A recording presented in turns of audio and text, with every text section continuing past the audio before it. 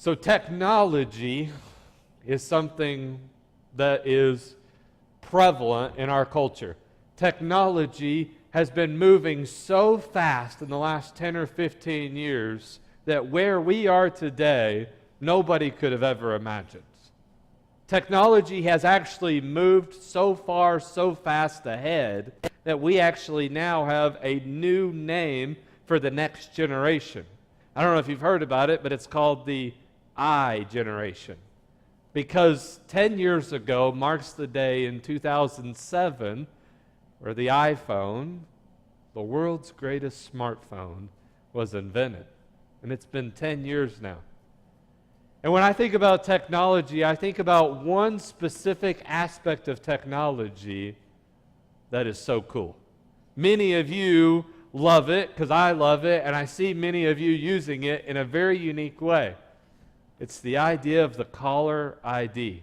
I mean, we've had caller IDs in the past, but now on your smartphone, you do a thing called screening your phone calls. How many of you screen your phone calls? I mean, when you look down at your smartphone, you're hoping that that person is a contact already in your list, or that you represent or you understand or you recognize where that telephone number has come from, right? And if you don't recognize who that number is from, or you don't have that contact already listed, many of you, just like myself, don't accept the phone call, but instead you decline the phone call. Because how many of you in the past saw a number, saw the dreaded unknown number come across your phone, and you thought, I don't know if I want to answer this, but you go ahead and you answer it, and unfortunately you're disappointed. Because on the other end is somebody trying to sell you something, a marketing company trying to sell you something, or a fundraiser that's trying to raise money. How many times has that happened to you? Quite a few? And it just de-incentivizes you, it also does for me, from answering numbers that you don't know. So now we live in a generation where, and in a culture where screening phone calls is a huge deal. Over the past few months, really since the beginning of this summer, if you've been here a lot, if you've been here a little bit, then you know that we have been walking through the gospel narrative written by Mark. And as we have, if I could sum all of the gospel narrative of Mark up into one major theme, that theme would be this: the way of the unexpected. The way of the unknown or the unexpected. You see, there's a term that's used pretty predominantly throughout the Gospel of Mark over and over. It's this word. The word in the Greek is hodos, but it's a word that's represented that just means the way, the road, the pathway, the avenue, the opportunity. It's a word that says the way. And it starts at the beginning and it moves throughout all of the Gospel of Mark. And almost every single time throughout the Gospel of Mark, when it's talking about the way, an opportunity, an avenue, a road, a pathway, it's often, almost every single time, it's connected with something that's unknown. It's connected with something that is unexpected. For example, throughout the Gospel of Mark, over and over, we have this way of disciples, the way of discipleship. We see this terminology used periodically. And the way to be a disciple is a way that's completely different than those disciples ever expected. If you remember back when they were being called for the first time to be disciples, Jesus is standing there and they have jobs. They are fishermen. And Jesus says, if you want to be my disciple, I'm calling you to come and be fishers of men instead of people who have jobs, people who are normal fishermen.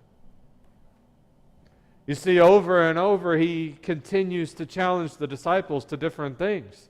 He says, if you want to be great in this world, if you want to endure the way of being a disciple and have greatness in your life, then greatness doesn't look like you expected it to. It looks like coming in last. Most people in this world want to come in first. Most people want to compete to win. But if you want to win and have greatness as a disciple, then the way to greatness is to come in last. If you remember, we talked about a way of a disciple that was different than anybody ever expected was when Jesus redefined what purpose was. He said purpose in this world is to gain and to attain as much as you can and to have all of the education and to have all the materials and to have all the power and prestige and authority. But he says if you want to be a disciple of mine, then you've got to have a different outlook on purpose. You've got to have an eternal outlook on purpose, not just a worldly outlook for today, but you've got to think about tomorrow and what eternity looks like. If you remember, Jesus challenges the disciples over and over that if you want to be my disciple, then you have to value those in the world that the world doesn't value. Specifically, you have to value and prioritize children. And in a culture that we've talked about, that wasn't something that was popular. The way to being a disciple was unique. He redefined for them what relationships and marriages look like. In a world that says marriage is this, this, and this, Jesus says, but don't forget, my Father, the creator of all things, He's the one who's instituted marriage.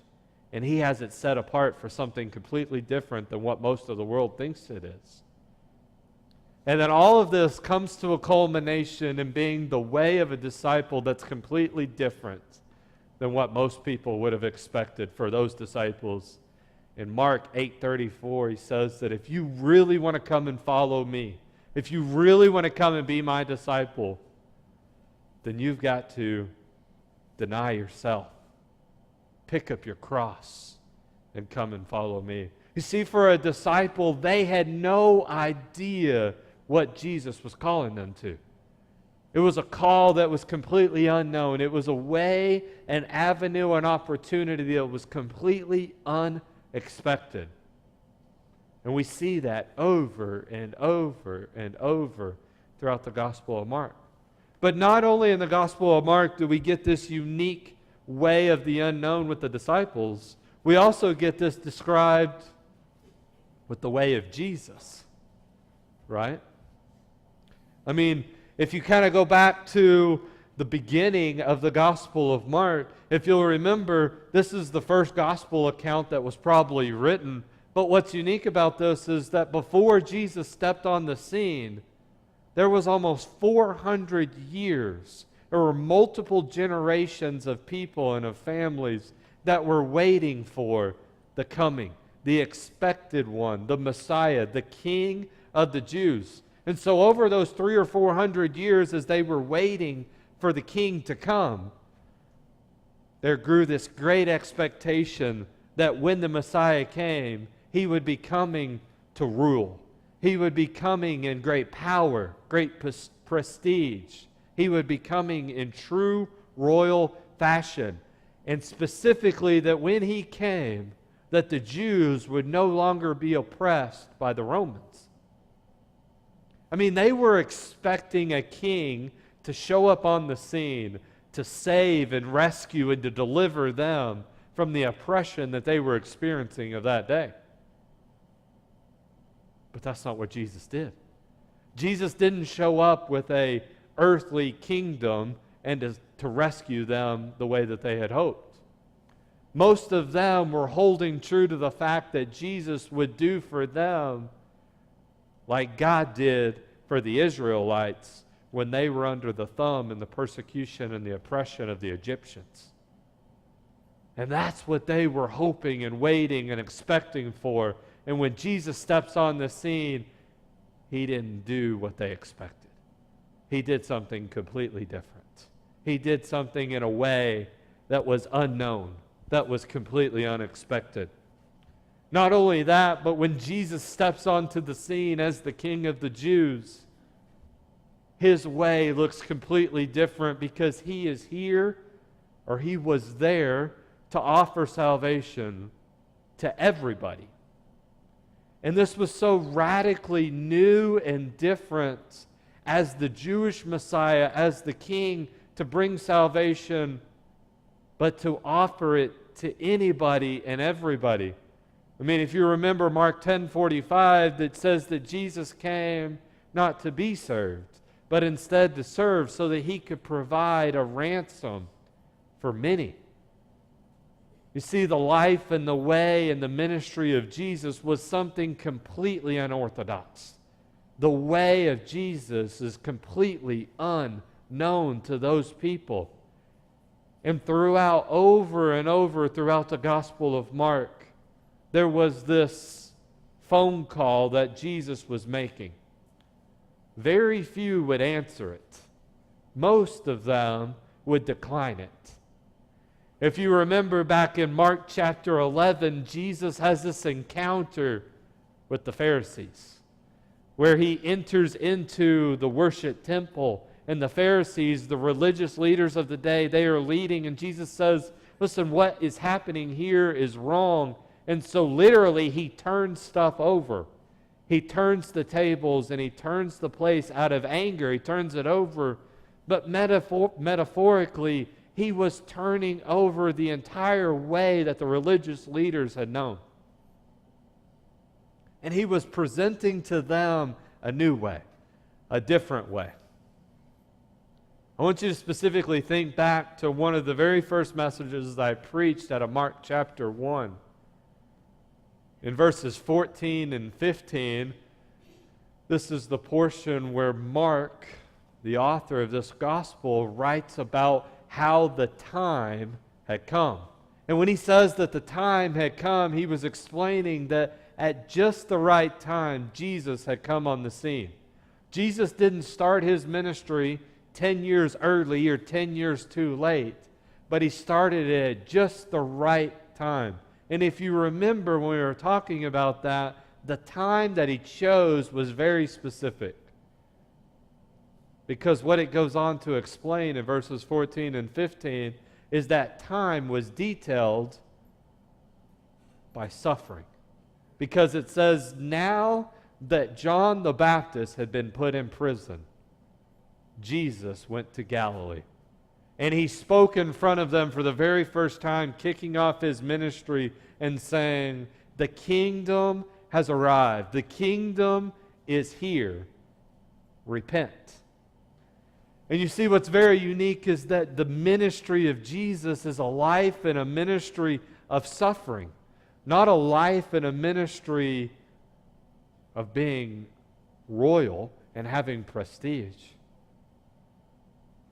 And one more I want to bring to your attention. Right after that, in Mark chapter 2, if you remember, Jesus teaches about these things called wineskins. And Jesus teaches how he has something fresh. That the life and the ministry of Jesus is about something new. It's about something different. It's about something unknown or unexpected that you have never experienced before. That the life and the ministry of Jesus is about breathing new life. But he makes it very clear that new wine cannot go into old wineskins. And so the life and the ministry of Jesus is about providing things that are different, providing things that are new, providing things that are fresh. And today, we're at the end. All of this major theme of the Gospel of Mark is going to come to an end today. And what's unique about the ending of the Gospel of Mark is that it ends with an exclamation mark. It ends with an exclamation point stamping the ending of this. Most of the times when things are ended, they're kind of like Christmas, where you get the present and you wrap it all up and you tape it all up in a really nice way, and then you put this really nice, big, flashy bow on it, and you tie it all together, and you make sure that it all looks good, and you present it. But Mark does not do that. Today, he is going to end the gospel, his narrative, with a bang, with an exclamation point. And it's all going to have to do with the same theme that has come all the way up to this point.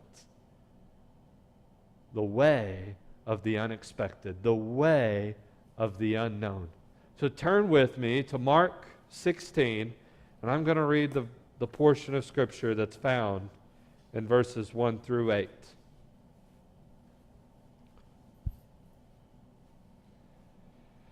If you were here specifically last week, then you remember in chapters 14 and 15 that we taught collectively, because 14 and 15 were the last few days, the last few hours of Jesus, of his life, of his death, of his betrayal.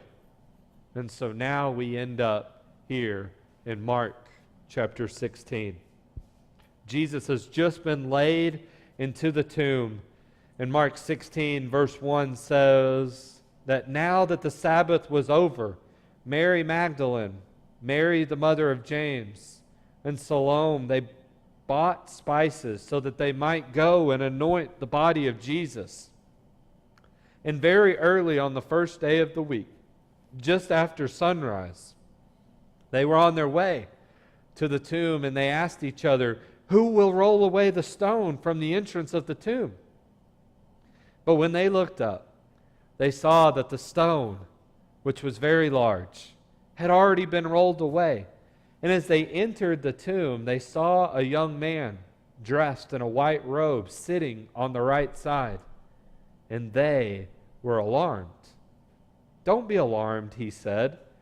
"You are looking for Jesus, the Nazarene, who was crucified. He has risen. He is not here.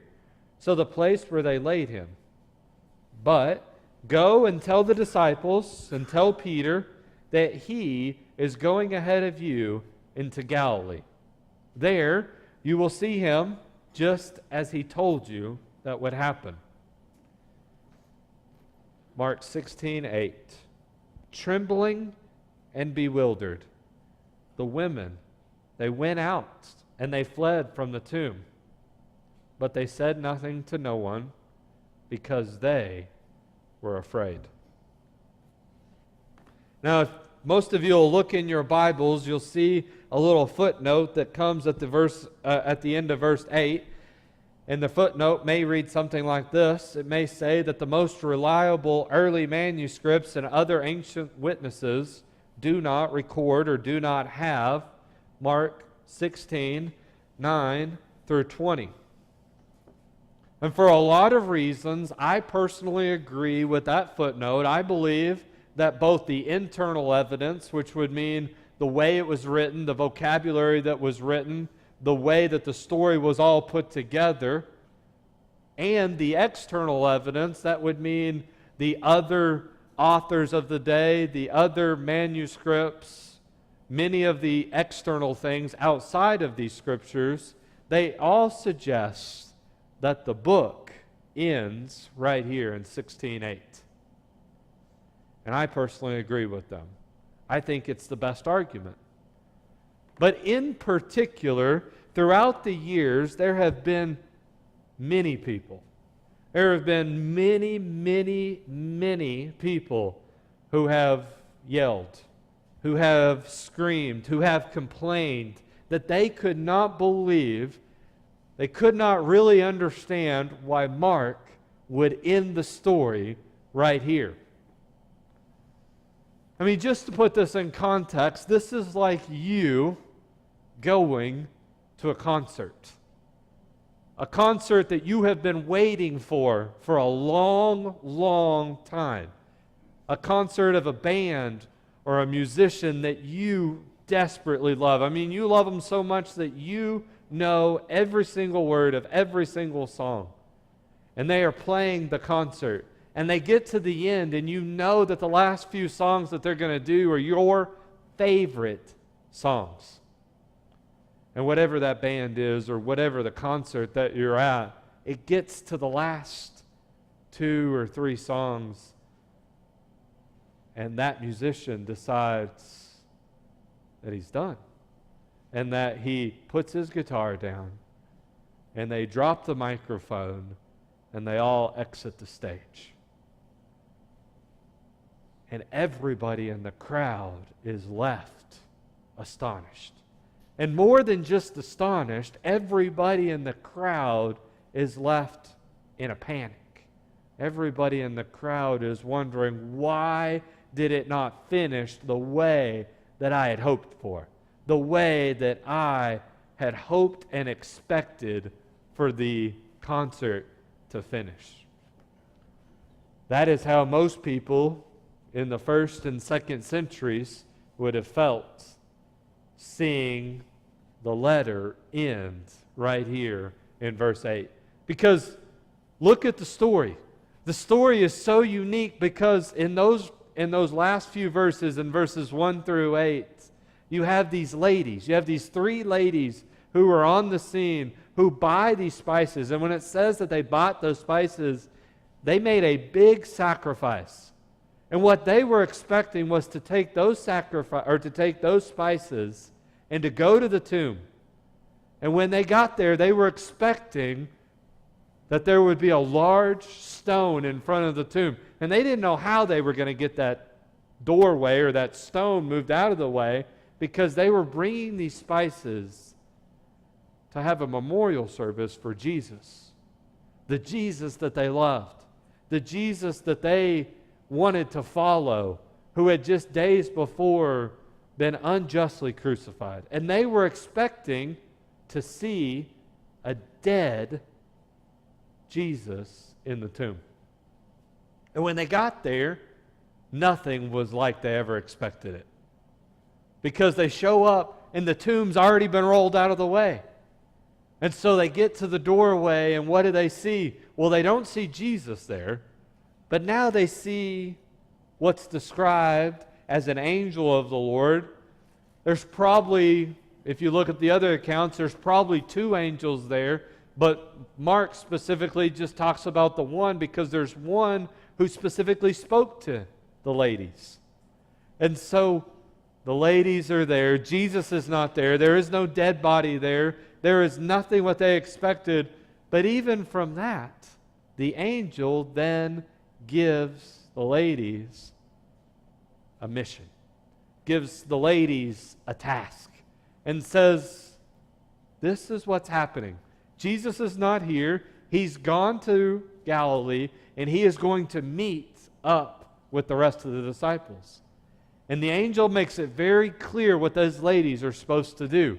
They are supposed to leave from that place and to go and share what the angel had just shared with them. But verse 8, where the story ends, is so unique.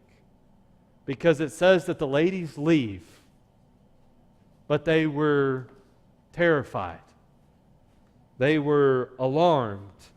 They were trembling. They were bewildered.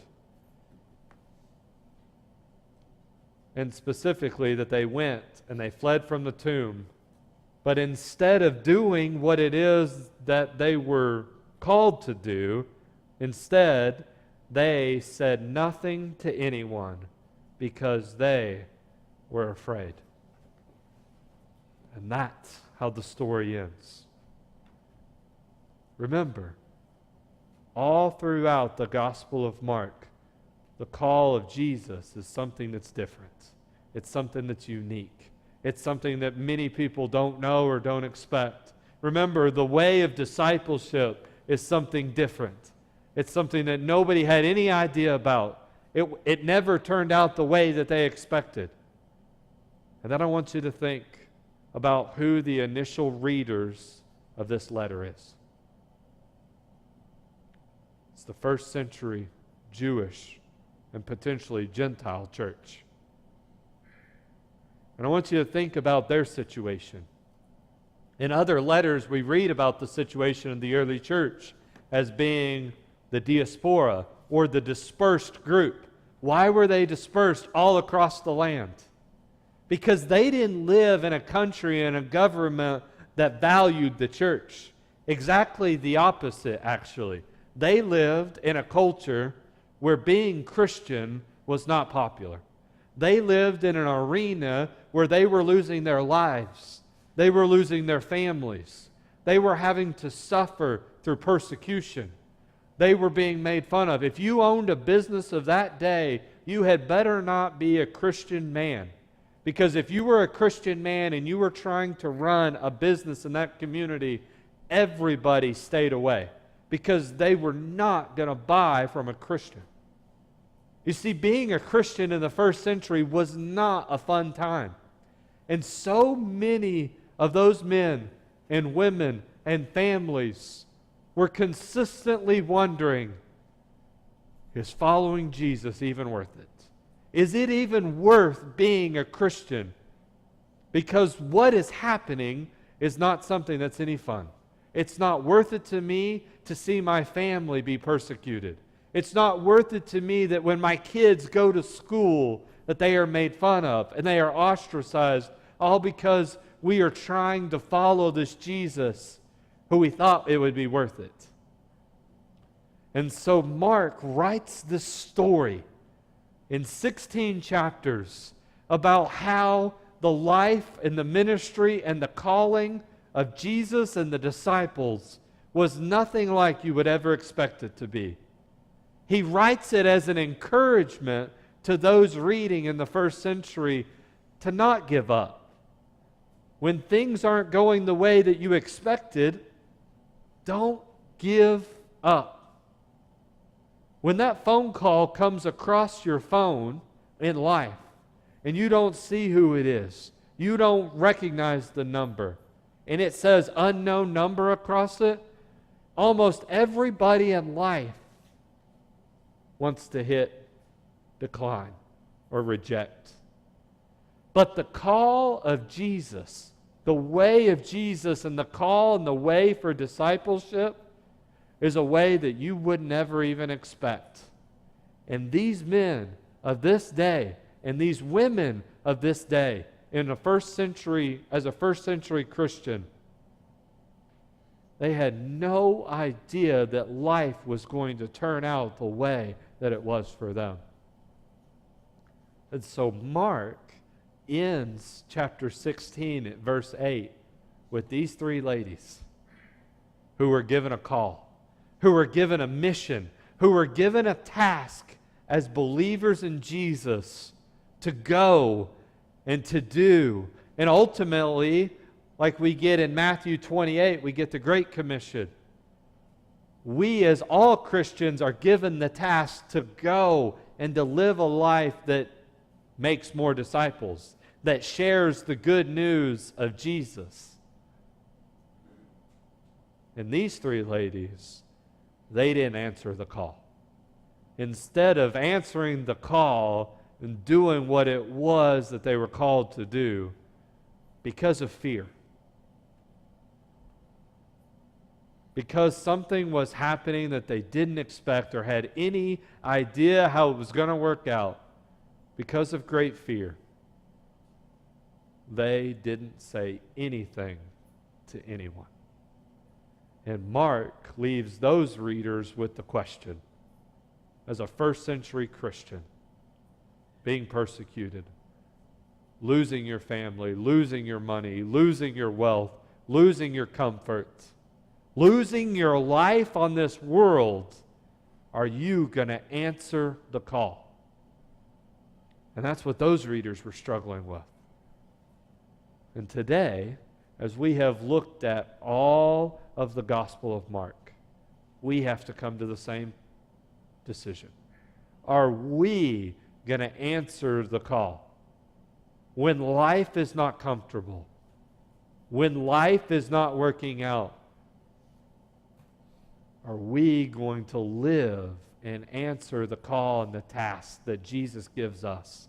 The same one that he gave to them, the same one that these ladies had, the same call to follow Jesus that was a pick up your cross and to deny yourself and to suffer and to serve and to live differently and uncomfortably than the rest of the world lives?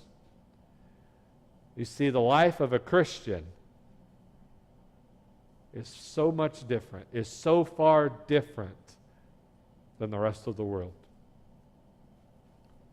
And these ladies that Mark finishes up with in chapter 16, unfortunately, they didn't answer the call. They didn't do what it was that the Lord was calling them to. And that's how the story ends.